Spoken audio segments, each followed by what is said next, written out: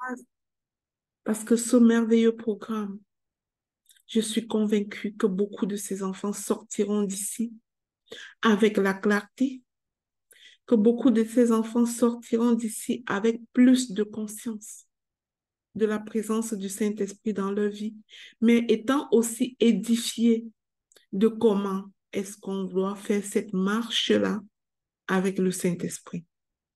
Nous serons tout autant enseignés sur qui est véritablement le Saint-Esprit. De deux, pourquoi faut-il impérativement se synchroniser avec lui?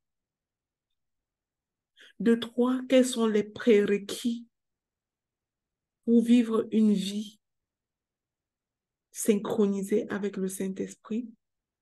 Je bénis la vie d'une sœur, Josiane, des églises ICC, qui a beaucoup travaillé sur ce sujet et qui a un livre qu'elle a écrit sur ce sujet, 21 jours pour apprendre à marcher avec Dieu par son Saint-Esprit. Je bénis l'Éternel pour sa vie.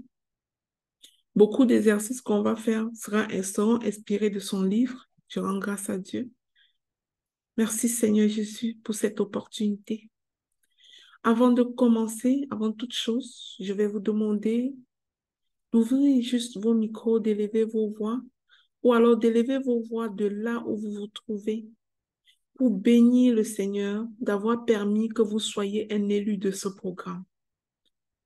Sentez-vous privilégié, que le Seigneur vous suscite. Peut-être il y a quelqu'un ici qui se dit, c'est moi qui ai choisi de faire ça. Peut-être. Mais j'aime te dire que par la grâce de Dieu, tu as choisi de faire ça. Par la grâce de Dieu. Parce que Dieu avait quelque chose de prévu pour toi. Preuve en est que nous sommes plus d'une centaine dans ce groupe qui sommes au courant de cette activité. Mais vous ne verrez pas les 100 personnes ici, par exemple. Vous ne les verrez pas ici, les 100 personnes. Tout simplement parce que Dieu appelle chacun à son tour. Dieu appelle chacun quand il veut. Rendons grâce à l'Éternel qui a permis que nous soyons connectés ici. Bénissons son Saint-Nom. Élevons son nom. Rappelons-lui qu'il est un grand Dieu. Hier, dans la prière, je vous disais de proclamer que vous avez un grand Dieu et des petits problèmes. Oui, parce que parfois, nous magnifions nos problèmes. Nous célébrons la grandeur de nos problèmes parfois, oubliant que c'est seulement Dieu qui est grand. Nous nourrissons les problèmes, les faisant grandir, grossir, prendre du poids dans notre vie. Au lieu de célébrer la grandeur de Dieu, de célébrer la présence du Saint-Esprit en nous et d'accéder à une vie synchronisée véritablement avec ce Saint-Esprit. Je te bénis, ô Éternel, mon Dieu, mon roi. Je te prie pour la vie de chaque personne connectée ici, des 24 personnes en ce moment connectées ici. Père, tu connais chacun par son nom. Je ne prendrai pas le temps de les désigner un par un parce que tu les connais. C'est toi qui les as suscités pour être connectés à ce programme. Et je sais, Seigneur, que chacun sortira d'ici avec quelque chose de ce programme. Votre vie ne sera plus jamais la même si vous y croyez. Quelques modalités pratiques ont été laissées dans le groupe hier soir. Il était question pour chaque participant à ces 21 jours d'écrire son sujet de prière, ce qu'elle demande véritablement à Dieu. J'espère que chaque personne ici a écrit son sujet de prière, sinon je vous demande de le faire. Notre Dieu est un Dieu de précision. Quand tu t'en vas pour demander quelque chose à ton Père, c'est notre Père. Sois précis. Si tu as besoin de chaussures et tu pas seulement dire à ton Père, bénis-moi, c'est pas sûr que ton Père te bénira avec les chaussures.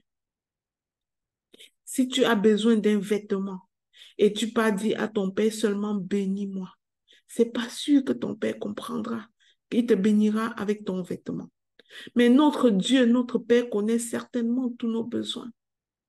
Mais il a besoin que nous le supplions et que nous lui rappelons notre besoin.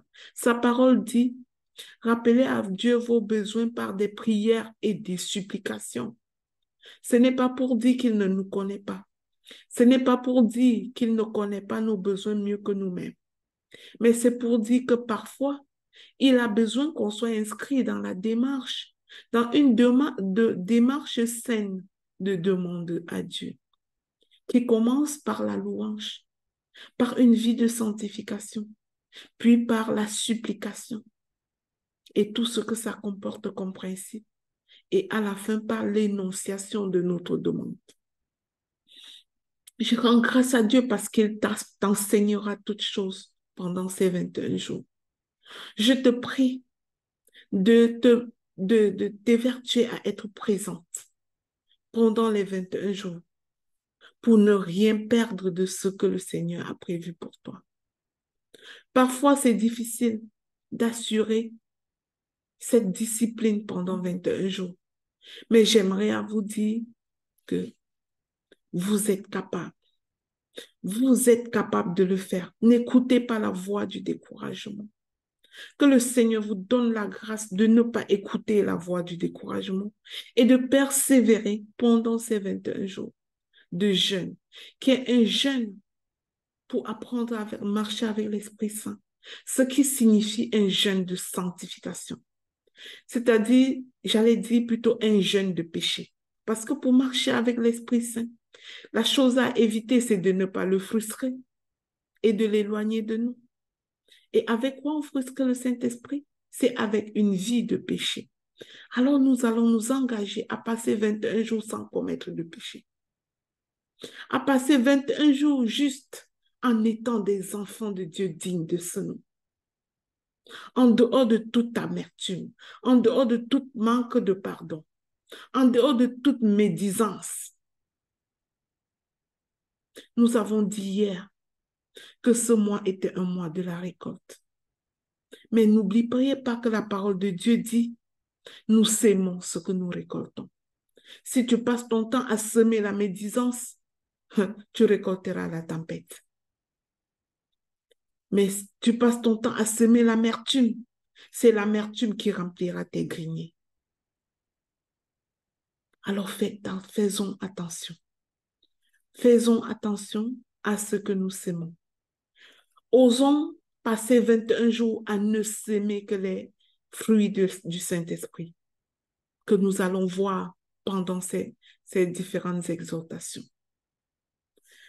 Prépare ton cœur à recevoir le message d'aujourd'hui. Que le Seigneur vienne, le Saint-Esprit lui-même, pour t'enseigner. Qu'il vienne lui-même pour t'enseigner toutes choses. Père éternel, enseigne toi-même à ton peuple. Aujourd'hui, l'exhortation va se porter sur, je vais vous lire la thématique qui a été inspirée. La thématique, c'est le Saint-Esprit est déjà présent. Le connais-tu? Le connais-tu? Le Saint-Esprit est déjà présent. Le connais-tu? Plusieurs personnes connaissent plein de doctrines sur le Saint-Esprit. Mais ils ne le connaissent pas pourtant. Ils ont entendu qu'il existait le Saint-Esprit. Ils prient parfois au nom du Père, du Fils et du Saint-Esprit. Mais ils ne le connaissent pas pour autant.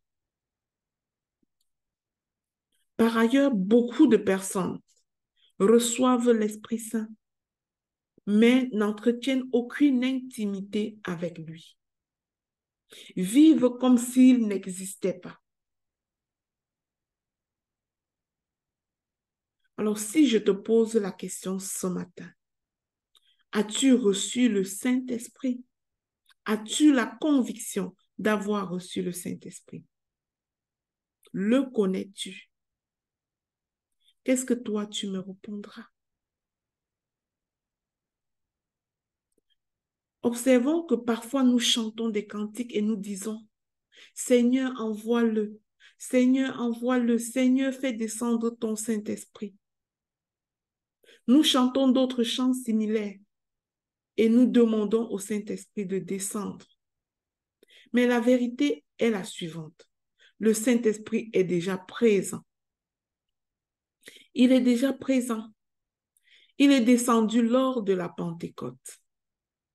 Il n'est plus jamais reparti tel que le dit la parole. Jésus l'avait promis. Si vous lisez dans votre Bible au chapitre 14 de Jean, du verset 16 à 17, vous verrez ceci. Et moi, je prierai le Père, et il vous donnera un autre consolateur, afin qu'il demeure éternellement avec vous. L'Esprit de vérité, que le monde ne peut recevoir parce qu'il ne le voit point et ne le connaît point. Mais vous, vous le connaissez, car il demeure avec vous. Il sera en vous.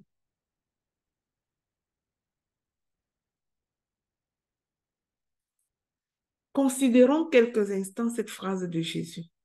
Mais vous, vous le connaissez. Regardez cette phrase. Personnellement, à un moment donné de ma vie, j'ai réalisé que je ne connaissais pas le Saint-Esprit. Et ma vie ne ressemblait vraiment à rien. Je ne le connaissais pas. L'Église parle souvent du Saint-Esprit. Nous parlons de la doctrine du Saint-Esprit. Comment être rempli de l'Esprit. Marcher et vivre dans l'Esprit. Nous avons plein de doctrines là-dessus. Nous parlons de recevoir ses dons et son réconfort.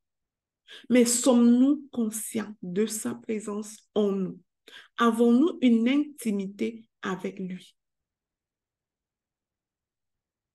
Oui, c'est possible de connaître toutes ces doctrines-là et de ne pas connaître pour autant l'Esprit Saint. C'est pour ça que je disais tantôt, si je te pose la question, as-tu reçu le Saint-Esprit? Qu'est-ce que tu me répondras? Parfois, certains diraient, oui, j'ai reçu le Saint-Esprit quand Jésus m'a sauvé. Et c'est comme si c'est une histoire ancienne. Il l'avait reçu.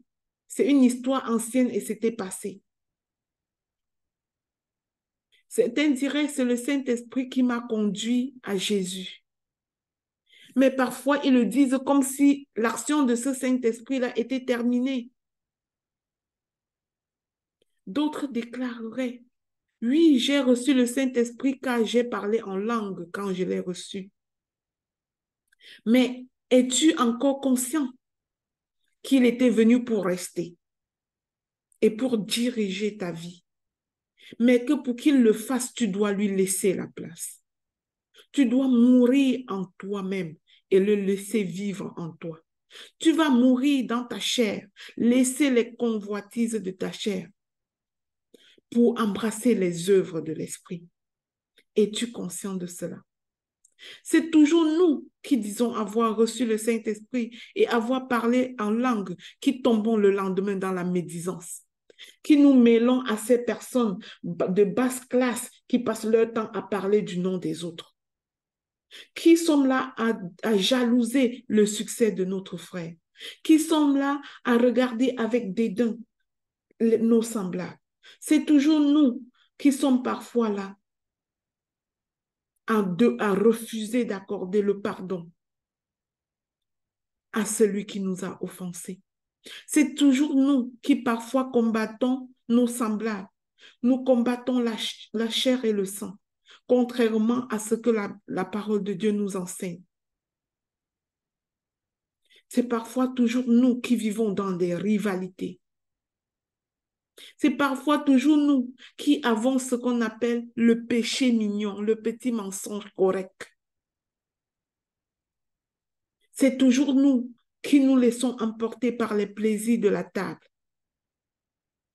C'est toujours encore nous qui faisons toutes ces choses, qui tombons dans la fornication, qui tombons dans qui sommes des personnes mariées et qui tombons de part et d'autre, que ce soit les femmes ou les hommes, dans l'adultère. C'est toujours nous qui souillons le temple du Saint-Esprit avec tous ces péchés. C'est toujours nous. Le mensonge, tous ces péchés, toutes ces choses que notre langue nous permet de tomber dessus. C'est toujours nous qui soumettons les yeux d'un corps rempli du Saint-Esprit à regarder les films pornographiques, à regarder toutes sortes d'affaires qui n'ont rien à voir avec ce que Dieu attend de nous. Mais c'est toujours nous. Mais la bonne nouvelle, c'est que Dieu est bon. C'est que Dieu est bon avec nous. Il ne nous attend pas comme des saints. Moi qui vous enseigne ça ce matin, je n'ai jamais été une sainte. Je m'en repens. Je n'ai jamais été une personne qui est semblable, c'est-à-dire comme Jésus, qui est sans péché, sans rien. Alors, si je parle à toi dans ton cœur ce matin, je parle à moi aussi.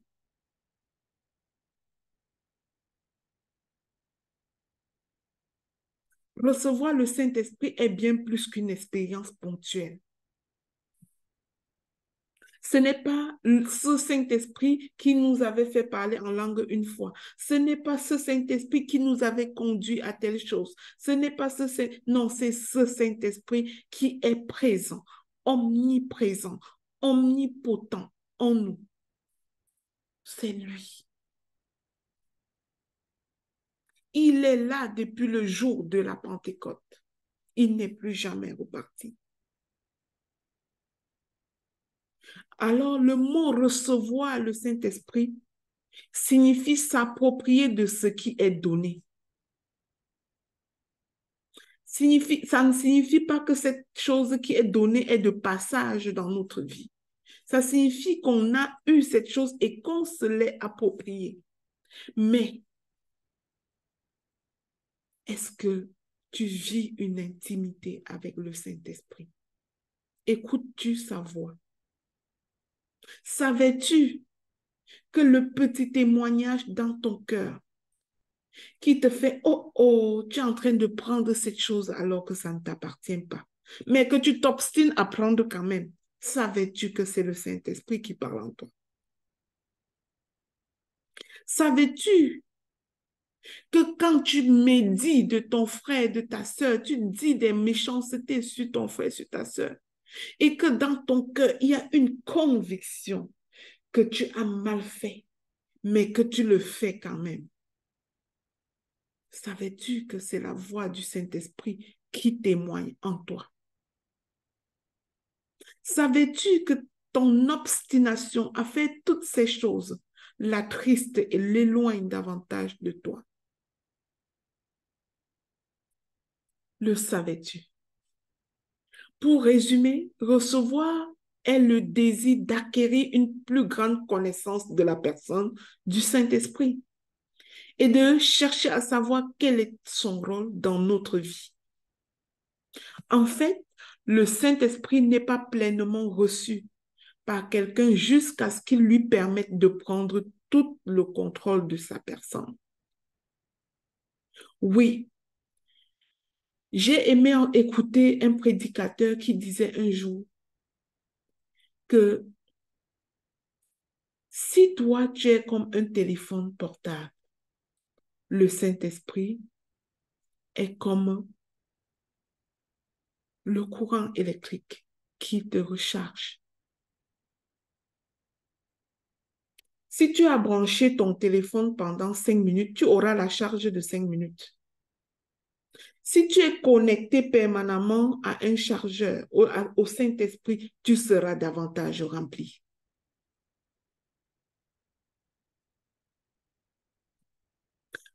Dans l'épître de Paul aux Galates, il demandait ceci. Comment avez-vous reçu le Saint-Esprit? L'avez-vous reçu par la foi? Puis il déclara, vous affirmez que vous connaissez le Saint-Esprit par la foi. L'œuvre du Saint-Esprit s'effectue-t-elle continuellement en vous par votre foi? Ça, c'est une question qu'aujourd'hui nous devons nous poser. Est-ce que l'œuvre du Saint-Esprit s'effectue continuellement en nous? Exerçons notre foi pour aller plus loin, pour aller en profondeur avec le Saint-Esprit. Exerçons notre foi à travers la méditation, la lecture de la parole de Dieu. Il se révèle à nous à travers la parole. Sa parole est le chargeur dont je vous parlais tantôt. Connectez-vous à la parole de Dieu et vous recevrez la charge qui est l'Esprit Saint continuellement.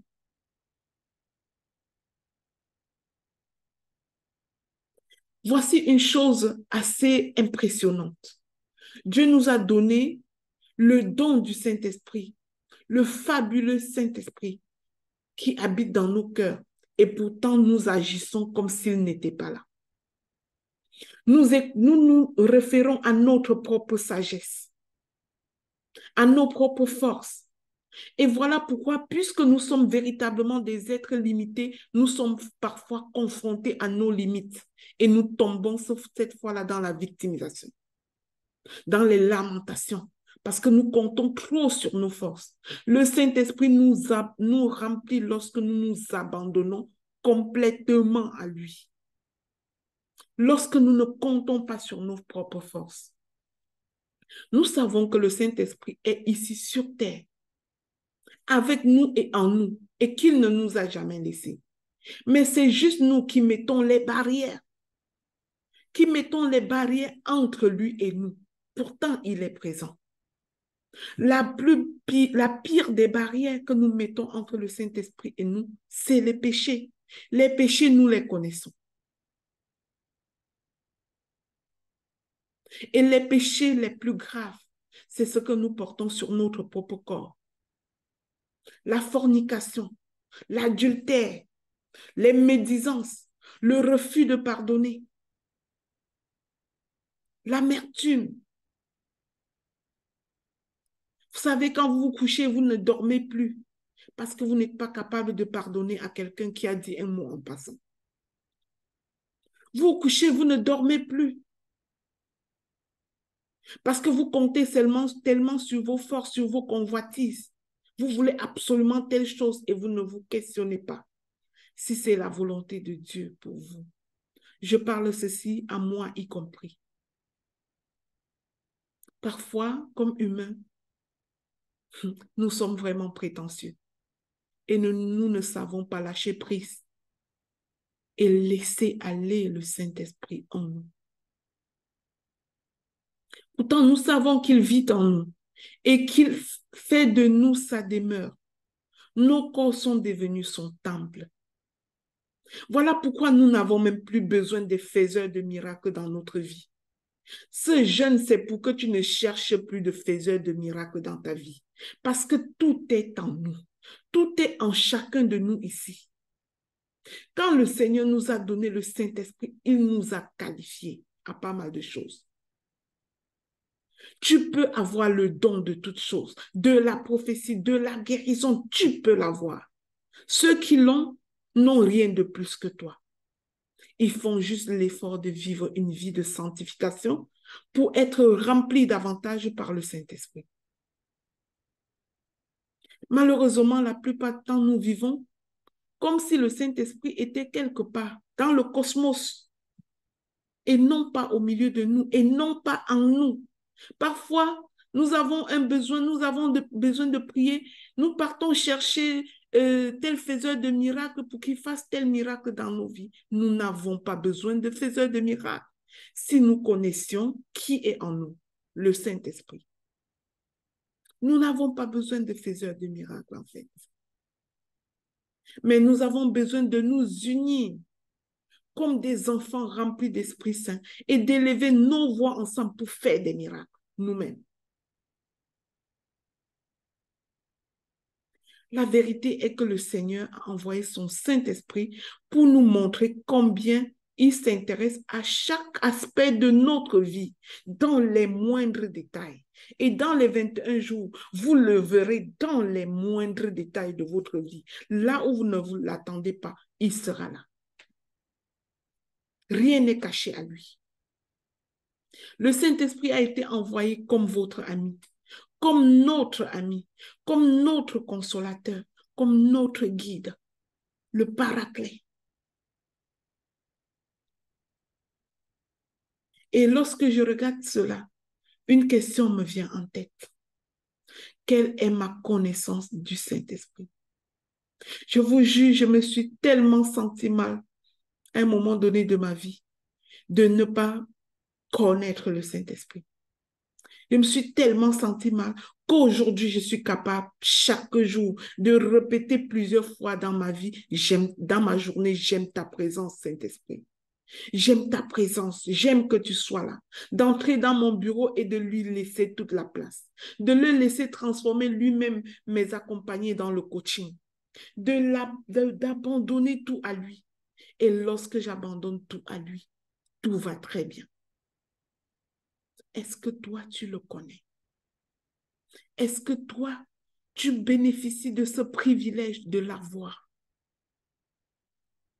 Le connais-tu de cette façon? Jésus a clairement dit que le Saint-Esprit sera pour nous tout ce que lui a été pour ses disciples lorsqu'il était sur terre. Pouvez-vous imaginer un disciple du Christ quand il était sur terre, si vous lisez votre Bible, capable de faire quoi que ce soit sans Jésus? Mais chaque fois pour qu'il fasse des choses extraordinaires, il devait écouter la voix de Jésus. Souvenez-vous, Pierre, qui avait pêché toute la nuit sans ramasser aucun poisson. Et lorsque Jésus est arrivé pour lui dire, Pierre, lance ton filet par ici. Pierre lui a dit, Seigneur, nous avons pêché toute la nuit, nous n'avons rien ramassé. Mais sur ta parole, je lance le filet. Puis sur sa parole, il a lancé le filet et il n'était plus capable, ses amis et lui, de tirer ce filet tellement ils étaient remplis de poissons. J'allais te demander, si tu n'écoutes pas la voix du Saint-Esprit, tu as manqué quelque chose. Tu vas mettre sur pied des projets selon les voies de la maison de ton père, selon ce que tu as vu chez ton ami, parce que tu as vu tel ami faire et tu veux faire, tu vas faire ce que Dieu ne t'a pas dit de faire et tu n'attraperas aucun poisson. Pourquoi? Parce que tu n'as pas utilisé ton privilège, le Saint-Esprit qui est en toi. Jésus a révélé le Père à ses disciples. Il a transmis toutes les paroles que Dieu avait pour ses disciples. Il a prié pour ses disciples. Il les a gardés, il les a protégés. La gloire que Jésus avait, il l'a donnée à ses disciples.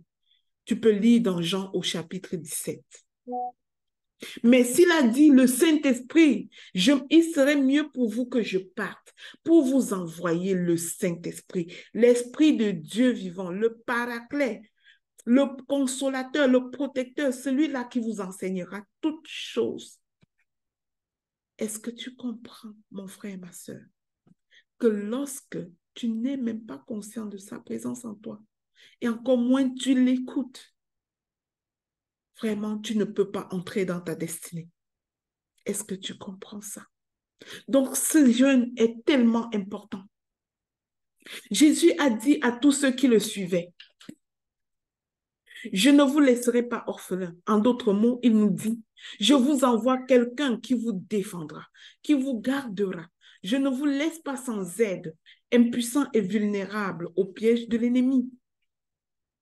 Il disait, réjouissez-vous, car je vous envoie quelqu'un dont la puissance est plus grande que toutes celles qui se trouvent dans tout l'univers. Mais parfois, nous voyons des personnes qui ne croient pas en la puissance du Saint-Esprit en elles et qui sont j'allais dire, ils ont des gris-gris pour se protéger, ils ont des statues par-ci, par-là devant lesquelles ils s'inclinent pour croyant se protéger, ils ont des objets qui traînent avec eux. Le Seigneur te dit aujourd'hui, jette ces objets et approprie-toi de l'Esprit Saint. Débarrasse-toi de tout ce qui n'est pas Saint-Esprit.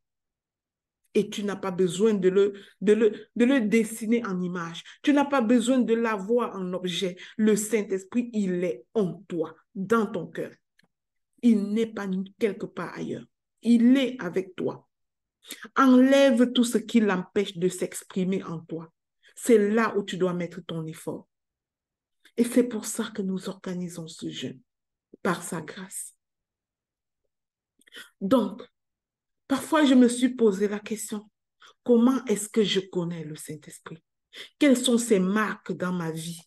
Quelles sont ses preuves qui me démontrent que je le connais, que j'admets sa présence dans ma vie, ou encore que j'expérimente sa proximité? Simplement, je te dirais ce matin que le Saint-Esprit en toi, il te transforme. Il est en moi, il me transforme. Je ne le connais pas parce que je vois les autres changer, mais je peux le voir œuvrer dans ma propre vie. Tu ne connais pas le Saint-Esprit parce que tu vois la main de Dieu dans la vie de telle personne. Tu peux le voir dans ta propre vie. Et c'est ça à quoi nous soupirons pendant ce jeûne. Que chacun et chacune d'entre nous voit Jésus, voit le Saint-Esprit opérer dans sa propre vie. L'œuvre du Saint-Esprit en nous est si personnelle. Il est dans les détails. Ton corps, mon corps est son temple. Et quotidiennement, il nous donne une nouvelle révélation de Jésus-Christ. C'est son œuvre qui nous détourne du mal.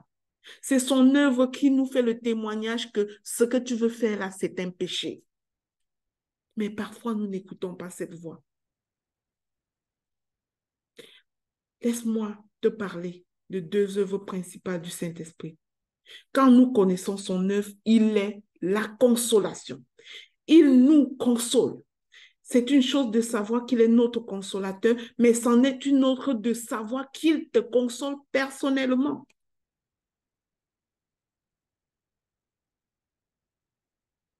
C'en est toute une autre. Quel que soit le problème, le besoin, l'épreuve, son œuvre de consolation est accomplie par la révélation de la vérité. Suivante, dite par Jésus, je vous enverrai un autre consolateur, l'Esprit de vérité. Sa parole est vérité, c'est oui et amen. S'il a dit qu'il envoie, il a envoyé et il est présent. Mais est-ce que toi et moi, nous réalisons cela? La deuxième chose que je vais te révéler dans cet enseignement ce matin, à part la consolation, c'est que le Saint-Esprit est venu pour nous aider à mener une vie de prière. Il n'y a pas de véritable vie de prière sans le Saint-Esprit. En Romains 8 au verset 26, il dit, « De même aussi l'Esprit nous aide dans notre faiblesse, car nous ne savons pas qu'il nous convient de demander, ce qu'il nous convient de demander dans nos prières. Mais l'Esprit lui-même intercède par des soupirs inexprimables. » Considérons bien ce que Paul déclare à propos du rôle du Saint-Esprit dans nos vies. Nous sommes si confus concernant la prière. Notre vie de prière est compliquée, est fade, parce que nous ne laissons pas le Saint-Esprit agir. Dans n'importe quelle librairie chrétienne, on trouvera plein de livres de prière, plein de théories qui apportent même la confusion. Mais la magie que tu ne connais pas, c'est que c'est en toi. C'est en toi. C'est en toi. Tu dois prier. Ne te laisse pas prendre dans des confusions. Parle au Saint-Esprit comme tu parles à ton meilleur ami. Chaque jour. Pose-lui la question, comment je m'habille ce matin, Saint-Esprit? Révèle-moi qu'est-ce que je mange pour garder une vie de santé? Révèle-moi ce que je fais aujourd'hui. Parle-lui dans les détails de ta vie. J'ai un client à rencontrer aujourd'hui. Prends les premières places. Qu'est-ce que je dis à ce client? Révèle-moi ce que je fais aujourd'hui. face à l'accroissement des problèmes dans la société. Tout le monde se met à la recherche d'une source de réconfort, de sécurité, mais ne la trouve ni dans la psychothérapie, ni dans les actes très religieux, ni dans les causes nobles, les œuvres de charité. Notre seule source, c'est la prière par la force du Saint-Esprit. Et si tu vas même semer dans une terre de charité, sans être accompagné par l'Esprit Saint, tu sèmes en vain. Tu fais sans le Saint-Esprit, tu le fais en vain. Que le Seigneur Tout-Puissant nous donne la grâce d'avoir la révélation du Saint-Esprit en nous. Que le Saint-Esprit manifeste sa présence en nous. Que le Saint-Esprit scelle les promesses de Dieu en nous, dans nos cœurs. Que le Consolateur communique la paix en nous. Que l'Esprit libère les fleuves de consolation, de paix et de repos dans nos âmes. Ma prière ce matin est la suivante et j'aimerais que vous la répétez tous de là où vous trouvez. Saint-Esprit, vous pouvez ouvrir vos micros et répéter en chœur cette prière. Saint-Esprit, Saint-Esprit, garde-moi dans une communion intime avec Jésus. garde-moi dans une communion intime avec Jésus. Pardon? Ne me laisse pas négliger mon temps avec celui qui est l'ennemi. Ne me laisse pas négliger celui qui Laisse pas. On n'a pas bien suivi, hein, coach. Ne me laisse pas négliger mon temps avec l'ennemi. Ne me laisse pas négliger mon temps avec l'ennemi. Garde-moi agenouillé. Garde-moi agenouillé. Et c'est là que je connaîtrai la consolation. Et c'est là que je connaîtrai la consolation. Apprends-moi à combattre les genoux au sol et les mains levées. Apprends-moi à combattre les genoux au sol et les mains levées. Car la victoire t'appartient. Car la victoire t'appartient. C'est à toi la bataille. C'est à toi la bataille. Et je te laisse toutes les batailles de ma vie. Et je te laisse les batailles de ma vie. Je suis convaincue que tu es en moi. Je suis convaincue que tu es en moi. Mais donne-moi la grâce de me détacher du péché. Donne-moi la grâce de me détacher du péché. Enfin vivre en intimité avec toi. Enfin vivre en intimité avec toi. Amen. Amen. Amen. Amen. Merci Seigneur. Merci pour cette première journée. Merci mon Dieu, mon roi. Je prie et je proclame que tes enfants ont compris qui est le Saint-Esprit. Demain, selon les directives que tu donnes, Père éternel, nous nous édifierons sur pourquoi il faut impérativement se synchroniser avec le Saint-Esprit. Accompagne-nous et donne-nous la bonne parole à partager. Que le Saint-Esprit se révèle davantage à vous dès aujourd'hui. Mais j'ai une supplication pour vous. Avant de poser quoi que ce soit comme acte, prenez l'habitude dès ce matin de vous poser la question. Est-ce que c'est conforme à ce que Dieu veut pour moi? Est-ce que c'est conforme à ce que Dieu veut de moi? Avant d'ouvrir ta bouche pour entrer dans les médisances, pose-toi la question, est-ce que c'est conforme à ce que Dieu veut pour moi? Juste la petite minute que tu prends pour te poser cette question peut te libérer de plein de choses dans lesquelles tu pouvais t'engager de façon insensée. Que l'Esprit de Dieu se révèle à nous dès aujourd'hui, à chacun de nous, comme ça n'a jamais été le cas. Par le nom puissant de Jésus, j'ai prié et nous disons ensemble Amen. Amen. Amen. Amen. Merci Seigneur. Merci pour cette opportunité. Merci Amen. pour ce processus. Alors, le micro est ouvert maintenant. S'il y a quelqu'un qui veut prendre la parole avant qu'on ne se quitte, qui a des questions à se poser, qui a des interrogations au sujet de cette démarche que nous entreprenons, le micro est ouvert.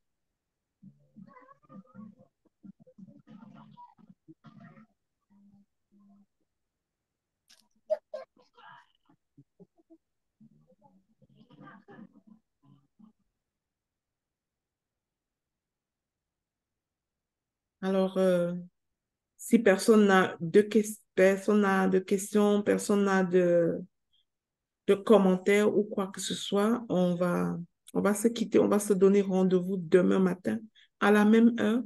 La salle sera ouverte quand il est 5 heures à Montréal pour commencer les louanges parce que vous savez, notre Dieu siège au milieu des louanges. Donc, la salle sera ouverte pour 15 minutes de louange avant l'exhortation à 5 heures. Bonne journée de jeûne, comme ça a été dit dans le groupe. C'est vous qui prenez la résolution du jeûne, c'est-à-dire c'est vous qui décidez en quoi vous jeûnez aujourd'hui, à travers ces 21 jours. Est-ce que vous jeûnez de 6 heures à midi? Est-ce que c'est de 6 heures à 18 heures? Est-ce que c'est vous qui vous décidez de ce jeûne-là? Et la seule chose, c'est que ce que vous avez pris comme décision, il faut la respecter jusqu'au bout. Il ne faut pas faillir en chemin. Il faut respecter jusqu'au bout. Restons en prière. Nous sommes dans un jeûne de péché. Nous voulons marcher dans la sanctification parce que c'est possible. Nous voulons apprendre à avoir le péché en horreur. Que Dieu vous bénisse. Bonne journée et à demain. Amen. Amen, amen, amen. Bonne journée. Bonne journée. Bonne journée. Bonne journée à vous. Merci. Merci beaucoup. Bonne journée.